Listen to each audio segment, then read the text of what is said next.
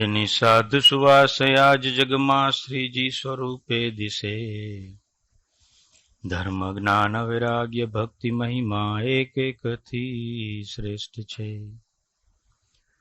બોલે બોલય મોલ શબ્દ મધુરા સાક્ષાત સુધા તો જરે. એવા સ્વામી હરિપ્રસાદ પ્રભુને સ્નેહ નમી સૌતરે. જેના દિવ્ય સુદિવ્ય જે ચરિતમાં વિલસી હરિ તો રહ્યા. સંબંધે થઈ શૂન્ય જે વિચરતા દાસત્વ ધારી રહ્યા. આપે અક્ષર સુખ ભક્ત જનને સુહૃદ બની સર્વદા. એવા સ્વામી પ્રબોધ દાસ ગુરુને ભૂલકા સહુ સેવતા.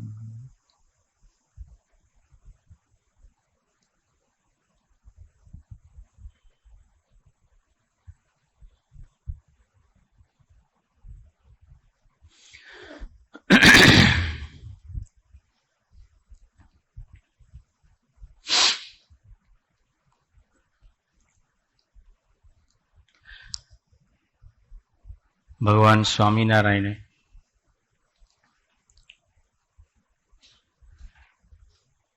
કારિયાણીની ધરતી ઉપર 2 મહિના રોકાયા હતા. 2 મહિના એટલે 60 દિવસ.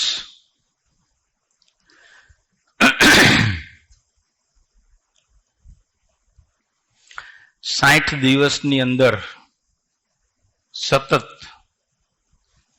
7 વખત 7 દિવસનું પારાયણ કર્યું હતું. 60 દિવસમાં 7 વખત 7 દિવસનું પારાયણ કર્યું હતું. અને એ પણ સર્વમંગલ સ્વામી જે ગોઠવ્યું છે એવું કમ્ફર્ટેબલ નહીં કે સવારે 1 કલાક સ્વાધ્યાય થઈ જાય પછી આપણે આપણો નોકરી અને વ્યવહાર કરી શકીએ. ફરી સાંજે આપણું બધી જ વ્યવહારિક ક્રિયા પૂરી થાય પછી 1 કલાકનું પારાયણ. સવારમાં પારાયણ શરૂ થાય તો સાંજ સુધી મહારાજ પારાયણ કરાવડાવતા. 49 60 દિવસમાંથી 49 દિવસનું પારાયણ મહારાજે કારિયાણીની ધરતી પર રાખ્યું હતું. ભગવાન તો સમર્થ છે, પણ એના જીવનના દર્શન પરથી આપણને ખબર પડે કે પહેલી વાત તો એ પુરુષો આ ધરતી પર શાના માટે આવ્યા છે અને આવ્યા છે તો એની મરજી શું છે. 60 દિવસમાં 49 દિવસ પારાયણ કરાવ્યું હશે તો એના પરથી આપણને ખ્યાલ આવે કે આપણા આત્માને કેટલી બધી કથા વાર્તાની જરૂર છે. એ જ વાતનું દર્શન, એ અનુવૃત્તિની ભક્તિ કે એ અનુવૃત્તિનું દર્શન પ્રબોધ સ્વામી મહારાજ પણ કરાવી રહ્યા છે. જ્યારથી એવીડીની ધરતી પર પધાર્યા છે ત્યારથી આપણે ખાલી હરિપ્રબોધમ 936 ટેલિગ્રામની એક ચેનલને પણ સંપૂર્ણપણે ફોલો ના કરી શકીએ એટલી કથા વાર્તા આપણને પીરસી રહ્યા છે. એની એ જ અનુવૃત્તિની ભક્તિ સર્વમંગલ સ્વામીજી આપણી પાસે કરાવી રહ્યા છે. એ આપણા આત્મા સાથેની સર્વમંગલ સ્વામીજીની અદ્ભુત પ્રીતિ છે. સ્વામીજીએ ભક્તિપ્રિય સ્વામીને કહ્યું કે જેમ માણસ જ્યાં સુધી એને ચાન્સ મળે ત્યાં સુધી એ પૈસા કમાય. 40 વર્ષની ઉંમર હોય, 50ની હોય, 80ની હોય કે 90ની હોય. 85 વર્ષે પણ જો વડાપ્રધાન થવાનું મળતું હોય તો માણસ ટ્રાય કરે. 90 વર્ષની ઉંમરે પણ જો પૈસા કમાવાનું મળતું હોય તો મનુષ્ય ટ્રાય કરે. એમ સ્વામીજી કે સાધકે પોતાના જીવનની હરેક સેકન્ડ નિષ્ઠા દ્રઢ કરવાની તક ચૂકવી જોઈએ નહીં. કારણ કે એ જ આપણા આત્માની સાચી સમૃદ્ધિ છે. બાળક હોઈએ અને નિષ્ઠા દ્રઢ કરવાનો ચાન્સ મળે તો કરી લેવી. એના બદલામાં જે ચૂકવવાનું થાય ચૂકવી દેવું. નિષ્ઠા દ્રઢ થતી હોય અને બાળપણ આપવાનું થાય તો આપી દેવું જોઈએ, જો સમજણ હોય તો. યુવાની આપવાની થાય તો આપી દેવી જોઈએ. દેહ આપવાનું થાય આપી દેવું જોઈએ. સમય આપવાનો થાય આપી દેવું જોઈએ. ધન આપવાનું થાય અને જો નિષ્ઠા વધતી હોય, નિષ્ઠારૂપી સમૃદ્ધિ વધતી હોય તો મહારાજ કે ધન પણ આપી દેવું જોઈએ.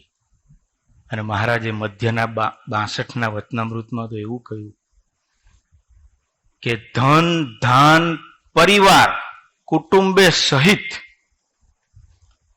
મોટા પુરુષના ચરણોમાં સમર્પિત થઈ જવું જોઈએ, જો એના બદલામાં આપણી નિષ્ઠા વધતી હોય તો. કરોડો પરિવાર આપણે કરીને આવ્યા અને કરોડો જન્મ લીધા અને કરોડો વખત કરોડો રૂપિયા પણ કમાયા, પણ આપણને અખંડ ભગવાનના સુખે સુખી થયા નથી. તો સ્વામીજીએ ભક્તિપ્રિય સ્વામીને કહ્યું કે ઠાઠડીમાં જતા સુધી નિષ્ઠા પાકી કરવી.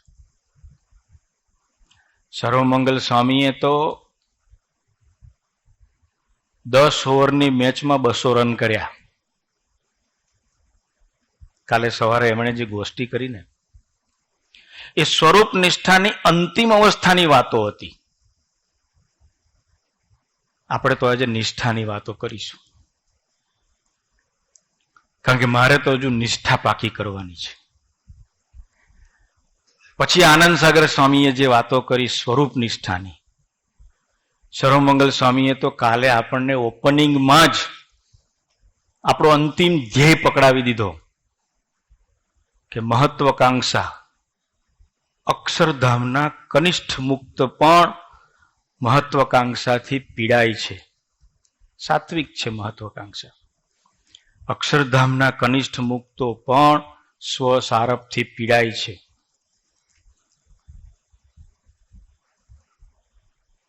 અક્ષરધામના કનિષ્ઠ મુક્ત પણ શિષ્યવાદથી પીડાય છે. એટલા માટે અતિ ઉત્તમ થઈને ભગવાનની મૂર્તિનું અખંડ સુખ નથી લઈ શકતા. એવી જબરજસ્ત ગઈકાલે બહુ ઊંચી વાત કરીને આપણી પારાયણની સર્વમંગલ સ્વામીમાં રહીને પ્રબોધ સ્વામીજી બોલી ગયા. શરૂઆત કરી, બહુ અદ્ભુત શરૂઆત કરી એમણે. હજુ તો મારે એમની પાસે પર્સનલી બેસીને આ વાત સમજવી પડશે. આ બધી વાતો 1 to 1 બેસીને સમજવાની વાતો છે. કાલે આનંદ સાગર સ્વામીમાં રહીને પણ પ્રબોધ સ્વામીજી અદ્ભુત વાતો કરી. સ્વરૂપ નિષ્ઠા દ્રઢ થાય તો જ સ્વરૂપનો આનંદ આવે. બાકી આ સત્સંગી હોઈએ, અંબરીશ હોઈએ કે સહિષ્ણુ હોઈએ, આનંદ તો આપણને આ જગતનો જ આવે. સ્વરૂપનો આનંદ લેવો હોય તો સ્વરૂપની નિષ્ઠાથી મારે જીવવું પડે. અને એવી કોક સ્વરૂપની નિષ્ઠામાં આપણી એન્ટ્રી થાય એટલા માટે સર્વમંગલ સ્વામીજીએ આ પારાયણનું આયોજન કર્યું. પ્રબોધ સ્વામીજીએ કહ્યું કે ગોષ્ઠીની શરૂઆત વચનામૃત વાંચીએ તો બી આપણને ખબર પડે. વચનામૃત એટલે અદ્ભુત સમજણ, અદ્ભુત પવિત્ર જ્ઞાન, અક્ષરધામનું જ્ઞાન ભરેલું છે વચનામૃતમાં. જીવને બ્રહ્મરૂપ થવાના 272 રસ્તાઓ છે. કોઈ બી એક વચનામૃત લઈ અને જીવન સાથે સુસંગત કરીએ, આપણો જીવ સુખ્યો થઈ જાય. એ સુપ્રીમસી છે મહારાજની. કારણ કે આપણા બધાનું અંગ, સમજણ, રીત, પ્રકૃતિ અલગ અલગ છે.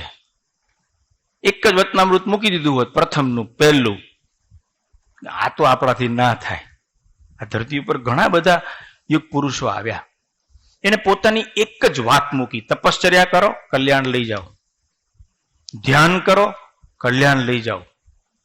આવું જ્ઞાન પ્રાપ્ત કરો, કલ્યાણ લઈ જાઓ. મહારાજે તો 272 રસ્તાઓ બતાવ્યા. આમ તો મહારાજે 1200 રસ્તા બતાવ્યા હતા, પરંતુ એમાં અપરંપાર મહિમાની વાતો હતી. એટલે મહારાજ કે જ્યાં સુધી નિષ્ઠા દ્રઢ નહીં થાય અને આટલી બધી મહિમાની વાત આ બધા લોકો જો સાંભળશે તો નિષ્ઠામાં જશે જ નહીં. એટલે એમને સિલેક્ટ કરીને 272 આપણા માટે જરૂરી હશે એટલે રાખ્યા. પણ વચનામૃતની શરૂઆત સ્મૃતિથી થાય. સંવંત 1876 માગસરવદી ચોથને દિવસ સ્વામી શ્રી સહજાનંદજી મહારાજ શ્રી ગઢડા મધ્યે દાદા ખાચરના દરબારમાં ઉગમને દ્વાર ઓરડાની ઓસરીએ ઢોલિયા ઉપર બિરાજમાન હતા ને સર્વે શ્વેત વસ્ત્ર ધારણ કર્યા હતા ને પોતાના મુખારવિંદની આગળ દેશ દેશના હરિભક્તોની સભા ભરાઈને બેઠી હતી. આખું એક ચિત્ર, એક સ્મૃતિ આપણા હૃદયમાં પેલા સ્થિર કરી આપે અને પછી જ્ઞાનની શરૂઆત. ગુરુહરિ સ્વામીજી સાથે હમણાં સર્વમંગલ સ્વામી મને જુનાગઢ લઈ ગયા હતા એમની સાથે સેવામાં. 2014 સ્વામીજી સાથે જુનાગઢ જવાનું થયું હતું. 3 ગુણાતીત જુનાગઢની આજુબાજુ પોતાના પ્રાગટ્યને સ્થાન આપ્યું. એ ધરતીને પસંદ કરી. જુનાગઢ સિટીમાં સ્વામીજીની કાર એન્ટર થતી હતી તો મને એક એવી લાલચ રહેતી, ભગવાન મને જ્યારે વિચાર આપતા કે કોઈ પણ જગ્યાએ જઈએ તો સ્વામીજી પાસેથી કંઈક વાત કઢાવવી, કંઈક રહસ્ય મળે, કંઈક સ્મૃતિ મળે. એટલે ગિરનાર દેખાયો એટલે મેં સ્વામીજીને પૂછ્યું. સ્વામીજીની બી નજર સમક્ષ હતો, મારી બી નજર સમક્ષ હતો, ગાડીમાં સામેથી જ દેખાતો હતો ગિરનાર. એટલે મેં સ્વામીજીને પૂછ્યું, મેં સ્વામીજી આ ગિરનાર પર પ્રભુદાસભાઈ ચડ્યા હતા? સ્વામીજી કે 3 વાર. બીજું મેં પૂછ્યું નહોતું, પણ આપણા ભગવાન કેવા છે. સ્વામી કે હું 70 મિનિટમાં ચડીને પાછો ઉતરી ગયો હતો ને ઉપર 3 સાધુ એવા સરસ હતા, એની પાસે 5 મિનિટ બેસી એમણે મને ચા પીવડાવેલી. મહારાજને ચા પીવાનું હોય નહીં, મહારાજને દૂધ પીવાનું હોય નહીં, મહારાજને પાણી પીવાનું હોય નહીં. એ તો જીવનું રૂડું કરવા માટે વિચરણ કરતા હોય, સ્મૃતિ આપવા માટે વિચરણ કરતા હોય. 9999 પગથિયા છે ગિરનારમાં. સનાતન ધર્મશાળાથી ઉપર દત્તાત્રેય સુધી જઈએ 9999 પગથિયા ચડવાના, 5 મિનિટ બેસવાનું, ચા પીવાની, નીચે ઉતરવાનું. 70 મિનિટમાં એ કાર્યક્રમ પૂરો કરવાનો. એ મનુષ્યથી થાય નહીં. 11 વર્ષના ભગવાન સ્વામિનારાયણ અયોધ્યાથી ડૂબકી મારે છે અને 10 કિલોમીટર દૂર બહાર નીકળે છે. એ મનુષ્યથી થાય નહીં. આ ભગવાનનું કાર્ય છે. બસ આ સ્મૃતિમાં આપણને વિશ્વાસ બેસી જાય અને એ સ્મૃતિમાં આપણે વિશ્વાસ મૂકી દઈએ એટલે આપણી નિષ્ઠાની યાત્રાની શરૂઆત થાય.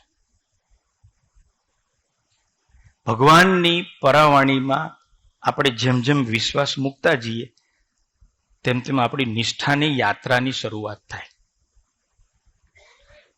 સ્વામીજી નારાયણ ધરે પધાર્યા હતા 2018માં, લગભગ છેલ્લી વખત.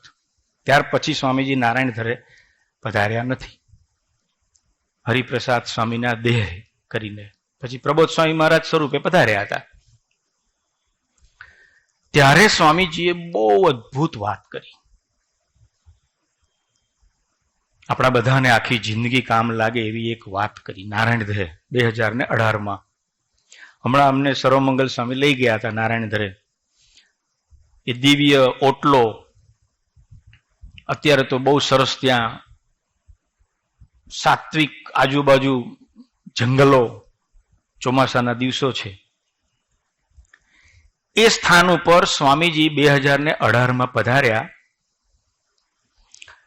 ત્યારે સ્વામીજીએ ગોષ્ઠી કરી. સ્વામીજી કે હું આ નારાયણ ધરે 52મી વખત આવું છું. સ્વામીજી નારાયણ ધરે 52મી વખત પધાર્યા હતા અને 52 વખત સ્વામીજીએ નારાયણ ધરાનો મહિમા ગાયેલો કે ધરતીનું શ્રેષ્ઠ તીર્થ એટલે નારાયણ ધરો. પણ તે દિવસે સ્વામીજીએ જુદી વાત કરી, કારણ કે એ એમની એ ધરતી પરની છેલ્લી દેહ કરીને મુલાકાત હતી. તે દિવસે એમણે સાધકો માટેની એક પરમેનન્ટ સુખી થવાની વાત સ્વામીજીએ ત્યાં કરી દીધી. પ્રબોધ સ્વામીજીને લંડનમાં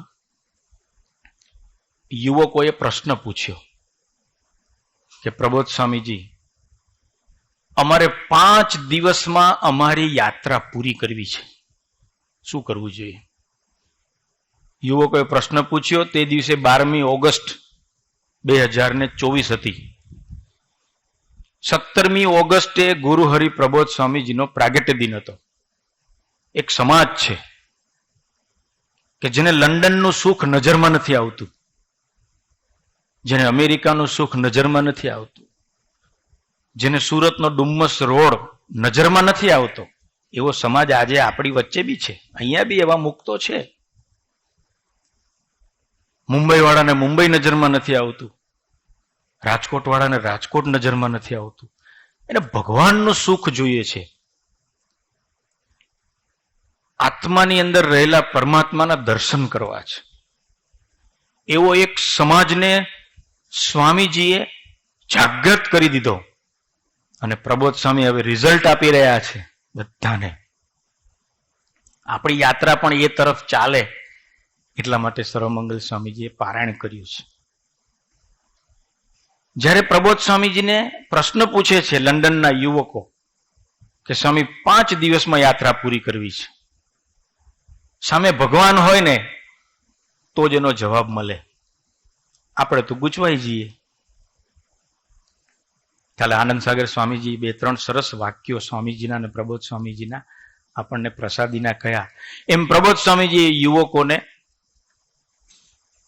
જવાબ આપે છે કે સ્વામીજીને પોતાના આત્માની સાથે અખંડ રાખવા, બ્રહ્મને કો કે પરબ્રહ્મને કો સતત પોતાની સાથે રાખીને જો તમે 5 દિવસ સેવા કરો, ભજન કરો, કોઈ પણ ક્રિયા કરો, યાત્રા પૂરી થઈ જાય.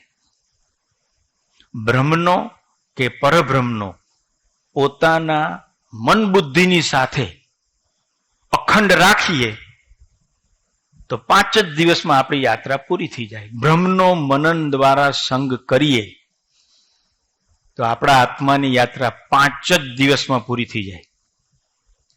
એવો જવાબ સચોટ, જેને પ્રબોધ સ્વામીજીએ સૂક્ષ્મ ભક્તિ કહી. પણ એની શરૂઆત આપણે નવધા ભક્તિથી કરવી પડે. આપણે સવારે પૂજા કરીએ, અમરીશ ડ્રેસ પહેરીએ, તિલક ચાંદલો કરીએ, સભામાં જઈએ, ઠાકોરજીનો થાળ કરીએ, આરતી કરીએ. એ જે નવધા ભક્તિ નહીં કરીએ તો આપણે ક્યારેય સૂક્ષ્મ ભક્તિમાં જઈ નહીં શકીએ. આપણો બેઝ છે. નિષ્ઠાની શરૂઆત નવધા ભક્તિથી થાય. પછી સ્થૂળ ભક્તિ ને પછી સૂક્ષ્મ ભક્તિ. તો પ્રબોધ સ્વામીને પ્રશ્ન પૂછે તો પ્રબોધ સ્વામી તો તરત જવાબ આપી દે. એવી જ રીતે પ્રબોધ સ્વામીજીએ નારાયણ ધરે વાત કરી કે આ નારાયણ ધરે 1000 જન્મ સુધી, વર્ષ સુધી નહીં. સ્વામીજી શું કહે છે? આ નારાયણ ધરે 1000 જન્મ સુધી તમે ધ્યાન કરશો. સ્વામી કે તમે દાસના દાસ નહીં થાવ ત્યાં સુધી તમને ભગવાનના સુખનો અનુભવ થશે નહીં. કેટલું મોટું રહસ્ય આપી દીધું. એક બાજુ પવિત્ર તીર્થ સ્થાન છે જેનો મહિમા સ્વામીજીએ 51 વખત ગાયો છે,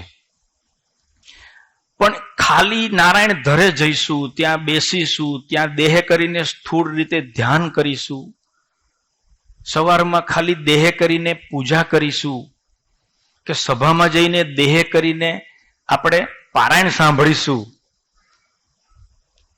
તો એ આપણી સ્થૂળ ભક્તિ થઈ.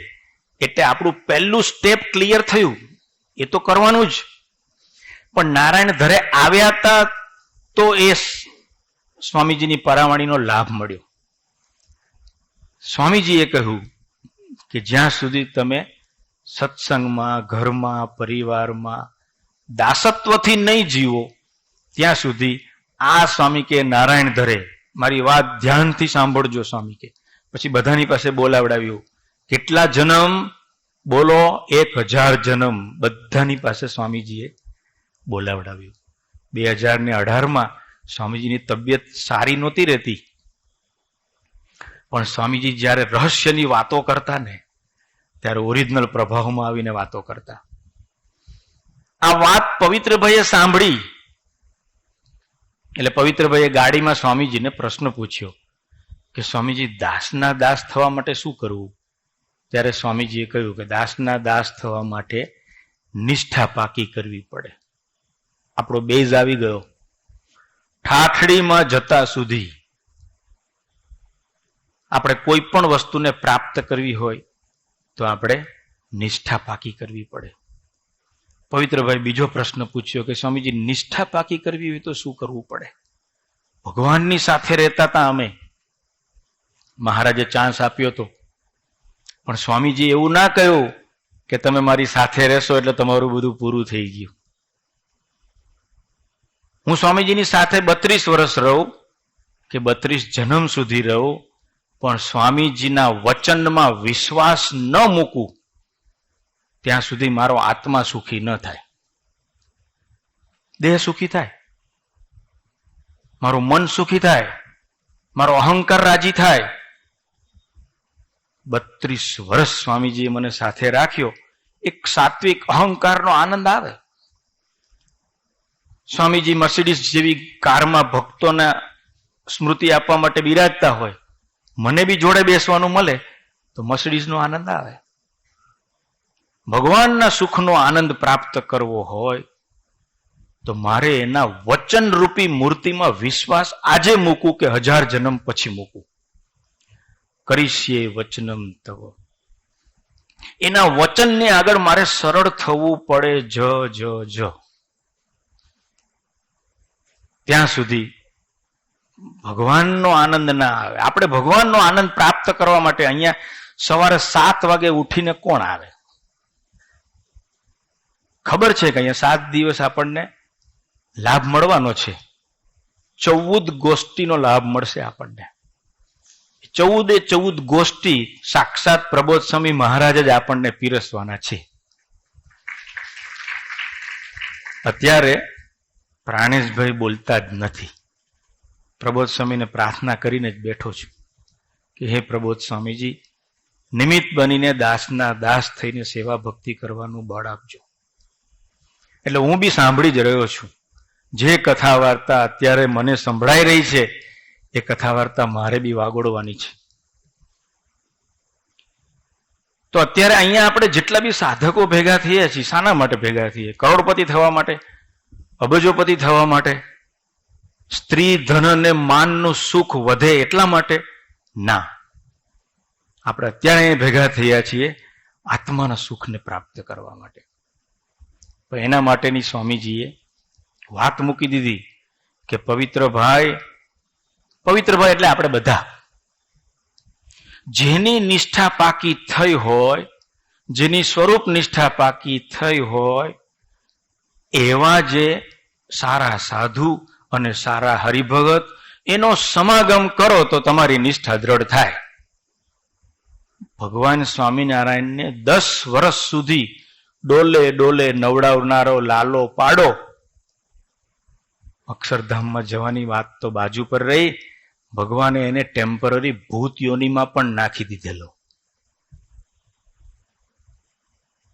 ભગવાનને નવડાવનાર વ્યક્તિની વાત છે.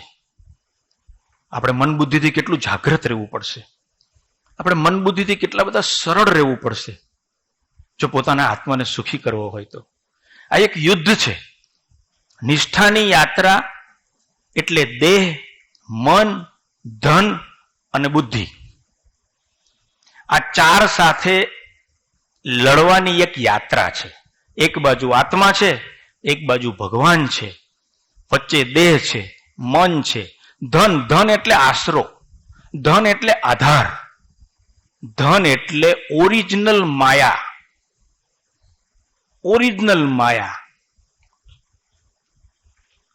અને પછી આપણું બુદ્ધિ એટલે માન, બુદ્ધિ એટલે પોતાના અસ્તિત્વ રૂપી જાણપણું. એ 4 વસ્તુ જ્યારે મોટા પુરુષ ખસેડવા આવે ત્યારે આપણે સાથ આપી દઈએ એટલે આપણી નિષ્ઠા પેલા ધોરણમાંથી બીજા ધોરણમાં, ફરી સાથ આપી દઈએ તો બીજામાંથી ત્રીજામાં. એ આવશે જ. હું દિલથી પ્રાર્થના કરીશ એટલે પ્રબોધ સ્વામી પ્રગટ થશે. પછી એ નાના બાળકમાંથી બી પ્રગટ થાય અને સર્વમંગલ સ્વામી જેવા મોટા ભગવદીમાંથી બી પ્રગટ થાય. નિષ્ઠા દ્રઢ કરવા માટે સ્વામીજી કે તમારે એક યુદ્ધ કરવું પડશે. નિષ્ઠામાં આપણને લઈ જવા માટે સ્વામીજીએ આપણને કોઈને 5 વર્ષ, કોઈને 10 વર્ષ, કોઈને 40 વર્ષ પ્રેમ કર્યો, હેત કર્યું. મોટા પુરુષે આપણને હેત કર્યું એનો અર્થ એવો નથી કે મોટા પુરુષ મારી પર બહુ રાજી છે. મને સ્વામીજીએ પોતાની બાજુમાં બેસાડ્યો, એ સ્વામીજીએ મને હેત કર્યું. એનો અર્થ એવો નથી કે સ્વામીજી મારા આત્મા ઉપર સંપૂર્ણ રાજી થઈ ગયા છે. મારા આત્મા ઉપર સ્વામીજી સંપૂર્ણ રાજી થાય એનું દર્શન એટલે શું? તો કે હું એની નિષ્ઠાથી જીવું. હું એની નિષ્ઠાથી જીવન જીવી શકું તો સમજવાનું કે સ્વામીજી મારા આત્મા ઉપર રાજી છે. પહેલા આપણને હેત કરે મોટા પુરુષ. હેત કરે એટલે આપણે નજીક જઈએ.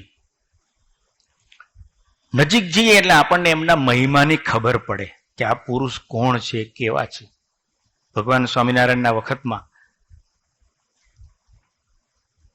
ગઢડાથી 10 કિલોમીટર દૂર એક ગામ હતું ગઢાડી. મહારાજ એટલા બધા ચમત્કારો કરતા તો ગઢાડીના આંબા શેઠને મહારાજ સાથે હેત થઈ ગયું.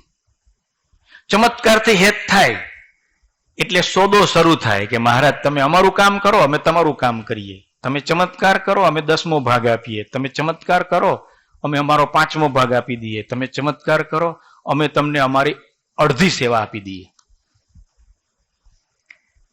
પણ જેવા મહારાજ ચમત્કાર બંધ કરે, પણ જો નિષ્ઠા પાકી થઈ ના હોય એટલે જીવ ધીમે ધીમે ધીમે દૂર થતો જાય. મહારાજ ચમત્કાર બતાવે એટલે મજા આવે, હેત કરે એટલે મજા આવે. મહારાજે કહ્યું કે ભાઈ હવે અત્યારે મારે કોઈને દર્શન આપવા નથી. મહારાજ એવી લીલાઓ કરતા, પણ આંબા શેઠથી રહેવાય નહીં. 10 કિલોમીટર મહારાજની સ્મૃતિ કરતા કરતા આંબા શેઠ આવે, દરવાજે જુએ તો ડેલી લોક, મહારાજ અંદર જ હોય, દર્શન ના આપે. વાણિયાનું શરીર એટલે પોચું હોય, વંડી કૂદવી હોય, દિવાલ કૂદવી હોય, કૂવો કૂદવો હોય તો વાણિયાથી ન થાય. ખેડૂતનો દીકરો હોય તો કૂદી જાય, ચડી જાય. પણ પ્રીતિ એવી કે અંબાલાલ શેઠ જેમ તેમ કરીને વંડી ઉપર ચડ્યા, જ્યાં મહારાજ રહેતા હતા ને ત્યાં. માંડ માંડ કપડા છોલાઈ ગયા, કપડા તૂટી ગયા, ચામડી છોલાઈ ગઈ. ચડી તો ગયા પણ ઉતરતા ના આવડે. તે પડ્યા. ધબધીનો અવાજ આવ્યો, ન્યાલકરણ ન્યાલકરણ. મહારાજનું નામ પાડ્યું હતું એમણે, ન્યાલકરણ. કેવી પ્રીતિ હશે!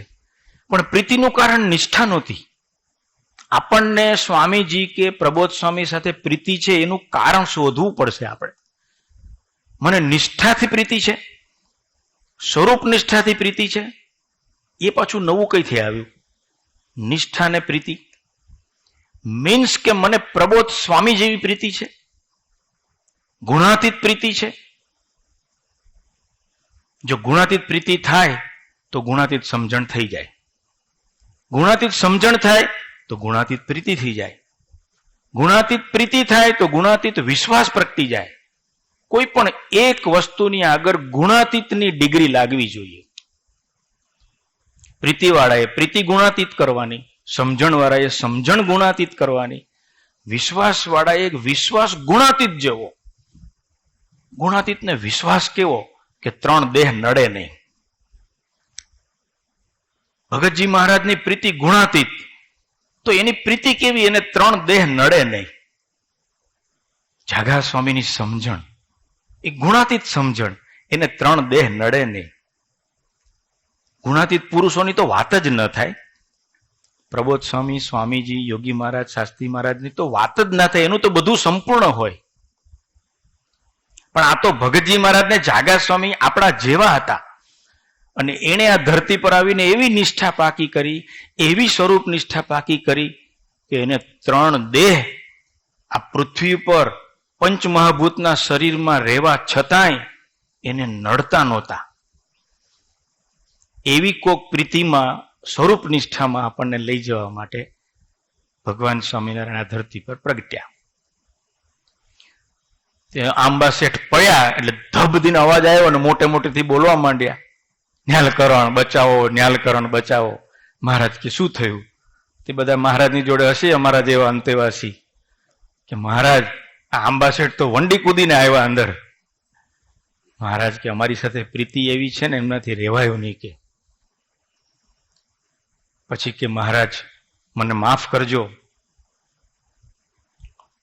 કે હું તમારી રજા નહોતી તોય વંડી કૂદીને આવ્યો. પ્રીતિ ને પ્રેમ વસ્તુ એવી છે. તો મહારાજે એના પ્રેમને સ્વીકાર્યો. મહારાજ કે પીપળાને છૂટ, આ લીમડાને છૂટ, તો આંબાને અમારા દર્શન કરવાની કેમ છૂટ નહીં? મહારાજે એના હેતને વધાર્યું, એના પ્રેમને વધાર્યું અને વધાવ્યું. આપણે બી જયારે સ્વામીજી આગળ આવી રીતે આપણો એક સ્થૂળ પ્રેમ અને આગ્રહ લઈને ગયા હોય ને ત્યારે સ્વામીજી આપણને વધાવી લેતા હોય ને આપણને એમ કે હું તો સાચો જ છું, હું સરસ જ છું. પણ આંબા શેઠે કહ્યું કે મહારાજ તમે બધા સંતોને લઈને ઘરે પધારો. હેત છે, પ્રીતિ છે, મહારાજને વિશ્વાસ છે. આપણે તો કોઈની પાછળ 6 મહિના, વર્ષ, 2 વર્ષ, 5 વર્ષ દાખલો કરીએ અને જો રિઝલ્ટ ના મળે તો આપણે છોડી દઈએ. સ્વામીજી તો 200 વર્ષ સુધી પોતાના ટાઈમને ઇન્વેસ્ટ કરે, દાવ પર લગાવે. કેટલું બધું ખોટું દેખાય, મહારાજનું ખોટું દેખાય, પણ મહારાજ ધીરજ રાખીને કે મહારાજ પધારો. મહારાજને કહ્યું કે મહારાજ કે કેટલા ભક્તોને લઈને આવું? તો કે 200 ને લઈને આવો. મહારાજ કે સારું. આંબા શેઠે 200ની રસોઈ બનાવી. પછી વિચાર આવ્યો કે 200 જણા તો મહારાજ લઈને આવશે અને મારા હેતવાળા આવશે ને બીજા 50 થઈ જશે, પણ ગામમાં ખરાબ ના દેખાય એટલે 300ની રસોઈ બનાવું.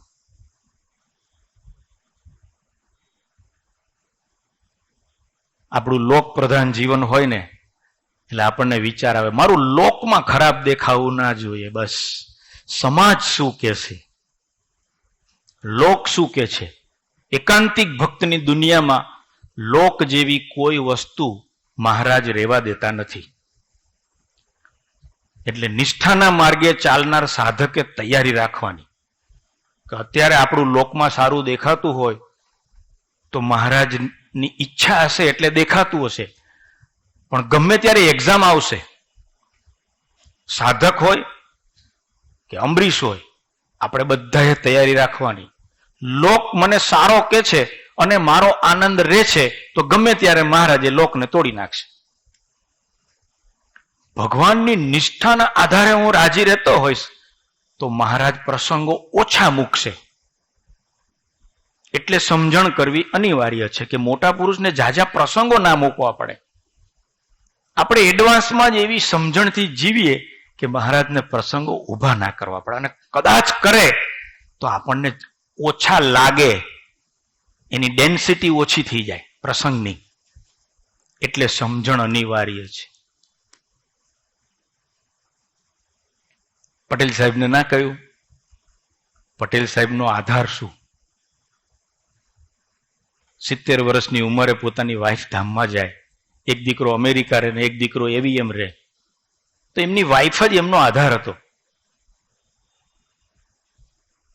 અને સુધાબેન બહુ જ ભક્તિવાળા હતા.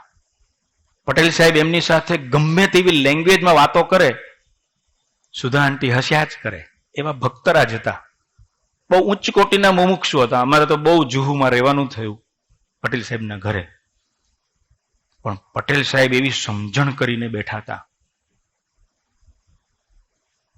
કે સુધા આંટીને મહારાજ ધામમાં લઈ ગયા તો આપણને એવું થાય કે હવે પટેલ સાહેબને કેટલી તકલીફ પડશે. 70 વર્ષની ઉંમર હોય ને ત્યારે વાઇફનો એક મીઠો આધાર હોય. તો સ્વામીજીએ વિજુભાઈને સુધા આંટી ધામમાં ગયા એના બીજા દિવસે બોલાવીને એવું કીધું કે હવે પટેલ સાહેબને કહેજો, જઈને કહી આવજો કે મારી પાસે કોઈ અપેક્ષા નહીં રાખતા, હું તો હવે એવી એમની અંદર જ સેવા ભક્તિ કરવાનો છું, એટલે હું તમારી સેવા કરવા માટે નહીં આવી શકું. પણ પહેલે જ દિવસે કહેવાની શું જરૂર છે? રાજુભાઈ તો અમેરિકા રહે છે, એક તો ઘા વાગ્યો છે, પોતાની વાઇફ ધામમાં ગઈ છે,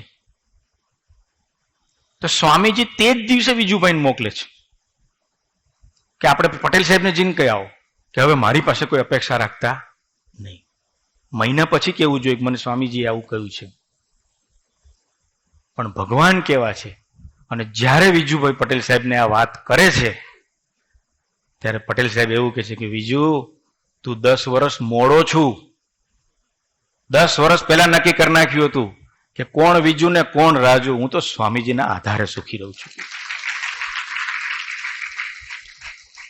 સ્વામીજીને જઈને કહી આવજે તમારા એકના આધારે સુખી રહેવાનો સંકલ્પ 10 વર્ષ પહેલા કરી નાખ્યો. તે જે દિવસથી તું એવીએમમાં ગયો અને તું જે દિવસે અમેરિકા ગયો ને તે દિવસે જ નક્કી કરી નાખ્યું હતું કે હવે એક હરિપ્રસાદ સ્વામીના આધારે જીવવું છે.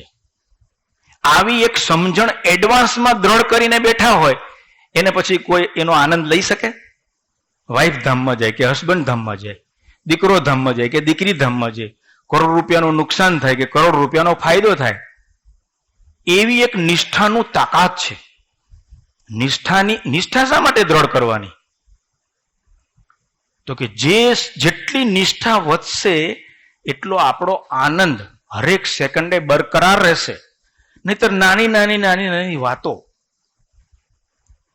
આપણા આનંદ